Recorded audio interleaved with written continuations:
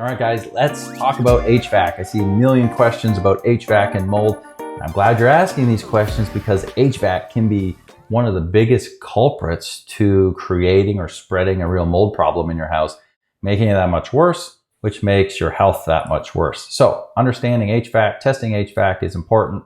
Great questions. Let's talk about it. 2 points I want to make. I want to make more than two. I'm going to cover two things first.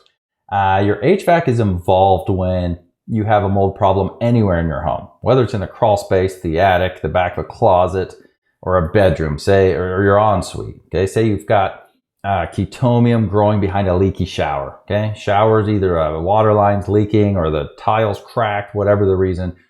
You've got long-term water laying there or making wood wet. Chetomium's growing. Those spores work their way out slowly.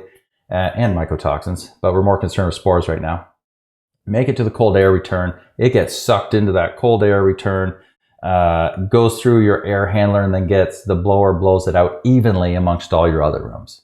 So a problem that was coming from just one area can now potentially end up in every room. Now, Aspergillus and Penicillium spores are a little lighter. They're going to travel more. But hey, let's just use chetomium because it happens. It's not as common, but it can happen. So chetomium makes its way, gets blown into every room. Now everyone's breathing those spores and mycotoxins.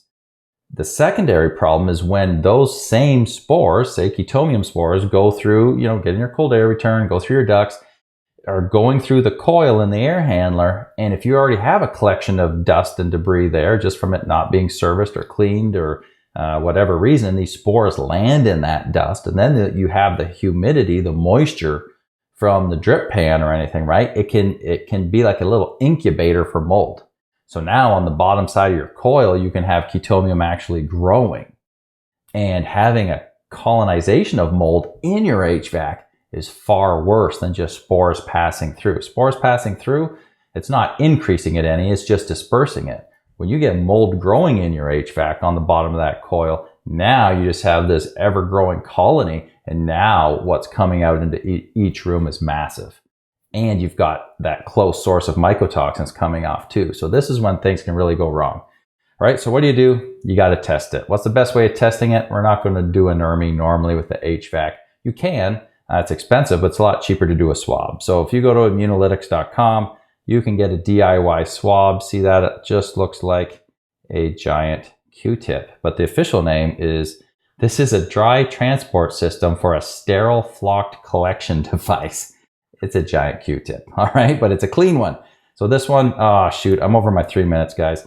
What I would do is get at least two of these, okay? One, you're going to shut off your air handler. You're going to open it up. You're going to swab inside the sides of your unit, okay? Swab by the blower, and if you can reach the coil, go up and collect a little bit off there. Label it air handler, okay?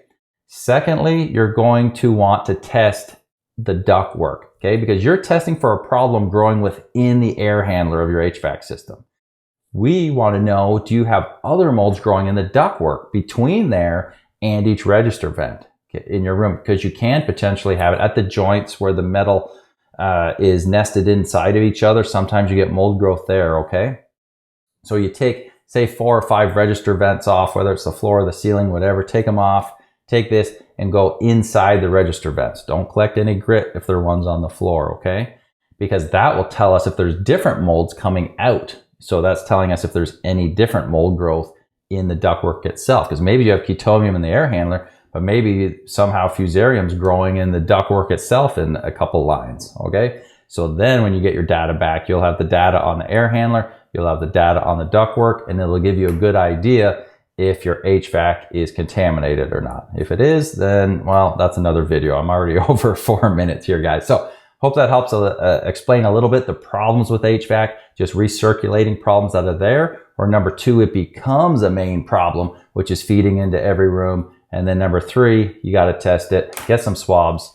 It's easy. You can do it. If it's too tough, get in an HVAC guy or an inspector. They can do it too if you have an inspector in. All right, guys. Hope that helps. Do you have questions about mold in your home or body? Book a consultation with Matt, aka the Mold Man, to guide your home and body to the next level of healing.